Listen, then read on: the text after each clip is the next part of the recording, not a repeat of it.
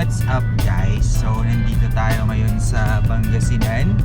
And kung napanood niyo yung pinaka last video namin na punta kaming Patar ng Bolinao Falls 1, 2, and 3.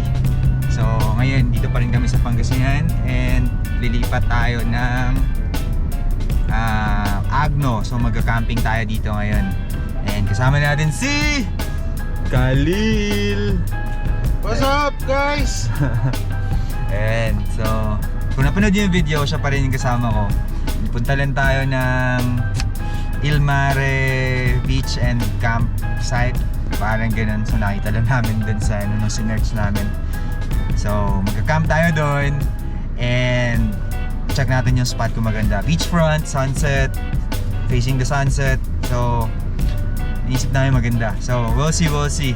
Tara, let's go!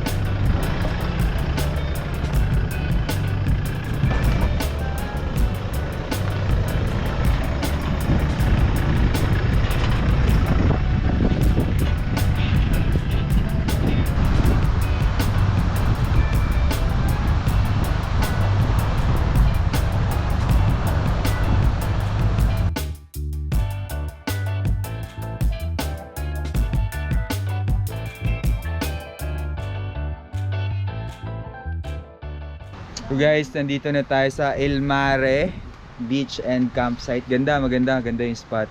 Ayan si ate, napakabait. Ayan, ganda ng spot. Kinuha natin yung lot 1. May kasamang kubo. Ayan yung lot 1. So ito yung rig. So ito na yung beach sa harap. Ganda ng spot. Ayan, Ilmare. Tayo lang tao dito ngayon. Kaya mukhang masusulit natin dito kasi wala magulo. Pero maganda. Masulit natin dito. Walang magulo kasi tayo lang. Ano masabi mo dito, Lil? Perfect. Dito o dun sa resort pinagstayan natin? Dito. Panalo? The best. The best. So, set up tayo. Galing dito, yung kubo, may pwede mong tulugan, may duyan, may electric fan. Ayan. Maganda. Setup lang kami, mag-setup lang kami.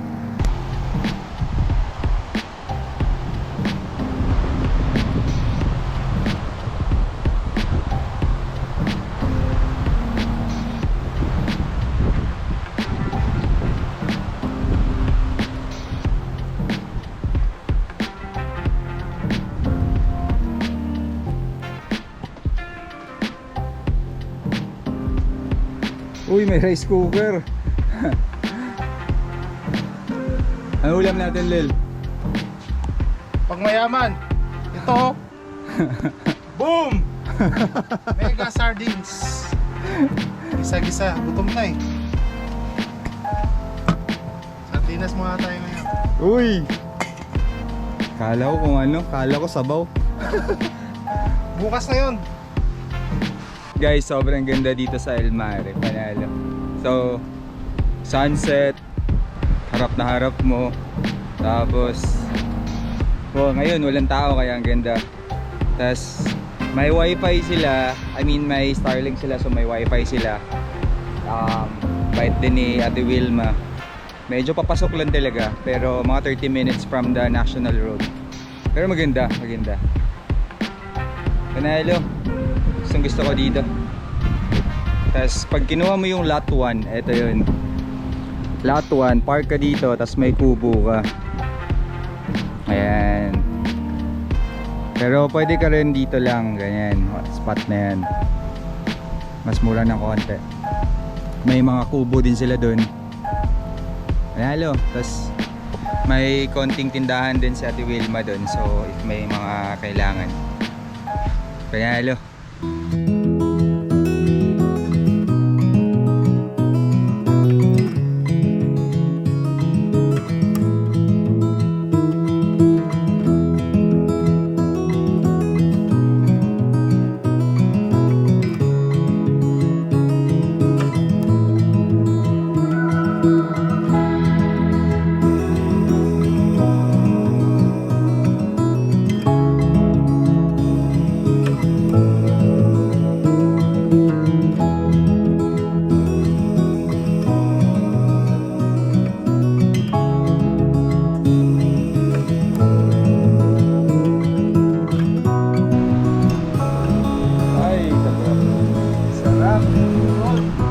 Ito yung Panalo guys, sunset. Kami lang yung tao. Tapos pagkain, the best. Sardinas.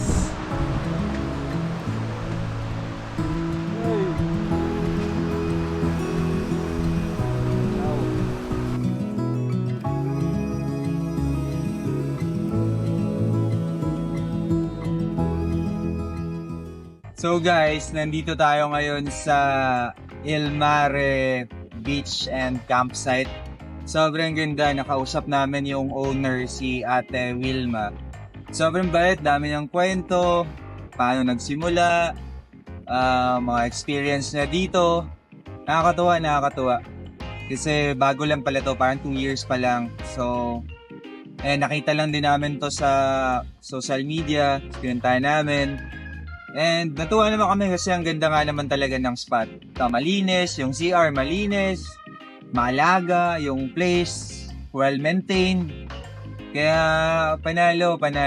Sobrang, isa to sa mga spot na babalikan talaga namin. Papasok dito, siguro from National Road, mga 30 minutes, no? Mula National Road papasok. Oo. Mga 30? Mga ganon, 30 minutes. Mga 30 minutes. Tapos may sementado, may rough road. So, sedan, kaya? Mukhang hindi kaya kung sedan. Kawawa. Kawawa yung sasakyan pag sedan. Pero motor pwede, Yan. SUV pwede, sedan, kayo nang bahala kung ilalaban nyo yung sedan nyo. Pero kaya naman siguro, pero baka medyo dahan-dahan lang talaga. Pero kung SUV, mas okay. And meron silang wifi. May wifi, may tubig, obviously may kuryente. May sari-sari store din. May mga basic lang. Oo, tama. Mga basic lang na kailangan meron sila. Beachfront, sunset spot, Yes. Napakaganda na sunset. white sand. Parang siya sand, tas medyo may rock area, tas tubig na. Pero maganda. Tas dito sa buong stretch na to, parang siya lang yung camping area. Dito sa gilid yata may resort. Pero ito lang yung camping area. Maganda, sobrang nagustuhan namin dito. Ay, ikaw, ano? Sobra, mukhang Kung tatanungin kita, babalikan mo to dito, hindi? babalikan ko talaga to. Jack, tas Hindi, no? isasabihin ko to sa mga tropa ko, sa Malabon, Caloocan na pumunta rito kasi worth it yung punta nyo rito. Lalo na yung mga ibang makakilala ko na mahilig din sa mga camping. Panalo. Panalo yung Tsaka, yun na maganda dito kasi sobrang simple lang.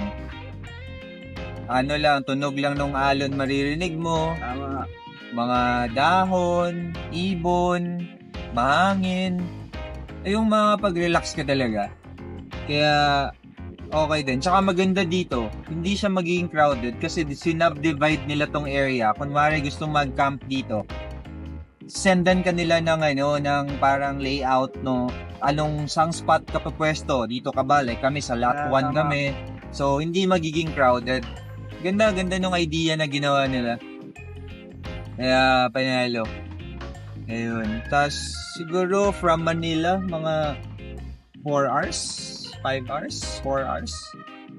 Mga ganun, no? Kung hindi ka mag-stop over siguro, mga ganyan. 4-5 hours. 4 5 hours. Pero sulit. I suggest take it dito mga minimum 2 days. Kasi may wifi naman sila if wala kayong dala. So, pwede kayo magtrabaho kung kailangan magtrabaho. Pwede kayo mag-update sa mga mahal nyo sa buhay. Tama. Kasi may wifi sila. So, Ang problema lang dito, walang signal. walang signal dito. Oo. Pero may wifi. Pero may wifi. May may Starlink sila. Pero hindi ko alam kung may signal bang smart dito. Globe kasi ako pero wala talaga signal. Pero overall, hapon na kami dumating. Nga 8 PM pa lang. So far, so good. Sobrang na-enjoy namin dito. Na-enjoy namin yung sunset. Sobrang accommodating ni Ate Wilma. Panalo. Siguro, isa to sa mga place na isasuggest talaga namin. Kasi maganda eh. Ikaw. Bagay ito siya sa magtropa, Family. relatives, family, magjowa, mag-asawa, pamilya. May kubo Sakto. din kasi sila eh. No? May kubo. Oo. Pwedeng dyan kayo matulog. Magstay. Magstay. Kunwari may bata kayong kasama na medyo baby pa or may senior kayong kasama, pwede nyo ipatulog doon kung ayaw nila sa tent. Ganyan. Panalo. Na medyo nagulat kami kasi galing kaming Patar. Puro resort kasi doon. Kaya nag-decide kami na tara, hanap na tayo ng campsite. So, pinuntahan namin to. Siguro mga an hour away to from Patar. Kaya, natuwa kami na, ganda pala dito. Sobrang ganda, guys. Tsaka isa pinaka gusto ko sunset spot kasi para sunset lover ako eh. So, sa harap mo mismo lulubog yung araw, mawawala sa horizon yung araw. Damn, ganda. Sobrang solid. Tapos, ayun nga, tahimik. Tapos ang rates pala dito, message nyo lang sila dun sa social media accounts nila. Sobrang responsive. Sendan nila kaagad kayo ng rates. So, very reasonable naman. Very reasonable. Saka may mga promo sila pag weekdays, Monday to Thursday, may mga promo sila. So, kagaya ngayon, walang ibang nag-camp. So, in-extend nila yung promo sa amin kahit hindi pasok dun sa araw. Pero, invite nila. So, okay naman. Tsaka ang gusto ko rin, maganda yung CR. Malinis. Sobrang linis, sobrang Importante organized. yun eh. Importante yun. Dapat malinis yung CR. Oo. Pero may pala naman tayong dala kung hindi mo. Meron ba? May pala tayong dala. Tama. So, ayun. So, pwede pala ata mag-bonfire yata dito. Gusto nyo mag-bonfire, may bonfire area. Gusto nyo mag-hammock, may hammock area. Medyo kompleto na din sila na kung anong gusto nyong gawin para mag-relax. Okay na din, maganda pag-isipan na. Tsaka maganda rin yung mga kubo, may mga saksakan na sa kuryente. Yun pa. Isa pa yan, maganda. So, yung mga kubo, may mga outlet na. So, kunwari, let's say yung rig nyo or wala kayo dalang power station, pwede kayong sumaksak. Pero kung may power station kayo, well and good. And speaking of power station, check out nyo yung Jackery guys. Sobrang solid. Naka-Jackery kami. Sobrang panalo. So, yun yung dala namin lagi every camping. Naka-Jackery E1000 Pro kami. Tapos, may solar panel lang in case na kailangan nyo i-charge. Pero pag outlet, sobrang bilis lang din i-charge. Panalo yun, Jackery. Tapos, so yun, siguro bukas try natin mag-walkthrough ng rig ko ano yung mga nakakabit. Kasi sobrang dami nagtatanong lagi nun. So, try natin kung magising kayo maaga. Kasi sobrang chill dito eh. Baka mapasarap tulog na. Pero overall, sobrang ganda. Kumusta? Ikaw? Solid talaga. Solid talaga. Kaya, pag napunta yung family ko dito sa Manila, ipapasyal ko sila rin to. Si Khalil pala guys is from Bukidnon. I'm from Bukidnon. Childhood friend ko na to.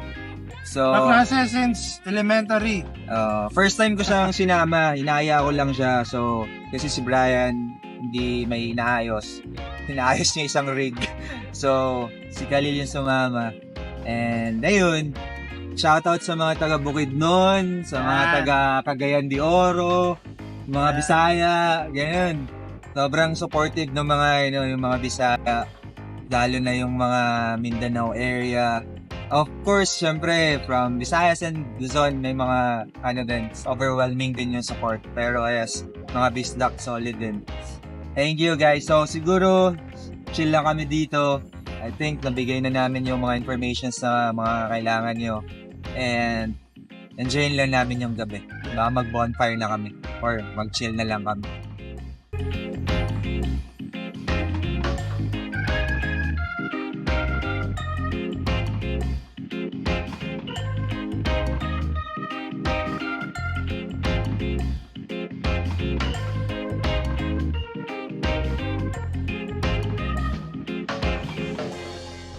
Good morning guys. Sarap ng tulog namin. Eto pala si Kalilo. Anong breakfast, Lil? Sunny side up na itlog tsaka corn beef Uy, tsaka sinangag. tsaka sinangag. Oy.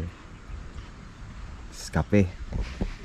Guys, Jackery, ito yung gamit namin pag kailangan namin ng power station. Jackery E1000 Pro. Lagayan ng Starlink Alubox from Mototesto. Tapos quick tayo walkthrough ng rig para dun sa pernamis ko. Rival 4x4 bumper, aluminum bumper. Mas magaan to kumpara sa iba, tapos mas matibay. Nito tires, ridge grappler, Koni suspension. Ayan, Koni suspension, Baha LED lights. Ikot mabilis lang. Baha, Rival 4x4, front runner, roof rack, Max Trax, Wildland RTT, Lightner active cargo system, and gear pod. Sobrang useful na to guys kasi storage na din.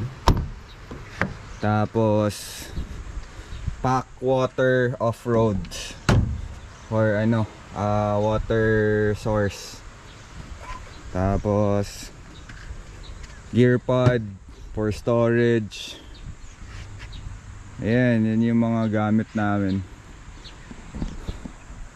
Sobrang basic lang kung ano lang yung mga kailangan namin. So far yun lang. Tapos 270 awning, Mototesto 270 awning. Majority nitong build namin guys, 90% Mototesto build na stuff. So if kailangan nyo magpa-set up, check nyo sila, Mototesto. Tsaka sobrang saya namin dito sa Nito Tires kasi naka mud terrain ako before. Maingay, mabigat kasi mas malaki yung gulong ko dati. Ngayon itong ridge grappler ko, sobrang solid. Para akong naka all terrain pero laban sa rough road. Panalo. Tsaka itong flex ko lang tong rival bumper namin. Ayan, medyo maangas look. Ayan, mas magaan siya. Tapos may kabitan na rin ng may tow hitch na rin. Kaya solid.